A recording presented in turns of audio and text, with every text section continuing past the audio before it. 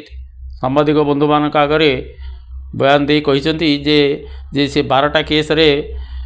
हारी जाइछंती किंतु आज्ञा मोर 23 मसीहार तक सिविल कोर्ट में आरंभ कली या भीतर केतटा केस हो गला जे 12टा केस रे हारी गली पुओ बोली से कहउचंती जदि मु मधुसूदन पाणिग्राही पुओ होइथांती ताहले जो 2024 मसीह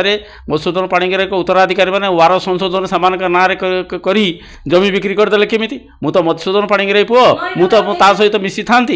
तेणु मत बाद दे केमी से जमीन कले बिक्री कले आ द्वितीय कथा आमर प्रथम गणेश चंद्र दीक्षित जी मो बापा तांकर अंते मो बापा माँ अंते आमे सब वार संशोधन करी आमे 6 भाई एवं 2 भौणी अच्छू खतियान संशोधन हो सारी से खतियान सांबादिक बंधु मानक आम कपी मुझे दूची सी भी देखी पारे एवं आउ गोटे कथा मो चरित्र विषय टाउटर बदमाश जो भाषा मो सम्मान हानि करछि से बाबद सांबादिक बंधु मानक आह्वान करुँचे मोर कर्मस्थल जो चाकरी करी बोड़ ग्राम पंचायत और गसोली ग्राम पंचायत जाई प्रत्येक स्कूल एवं से लोक मैंने पचारतु मु कि प्रकार चरित्र लोक से ही मत सर्टिफिकेट देले से मोर यथेष्ट। मु श्री प्रताप चंद्र दीक्षित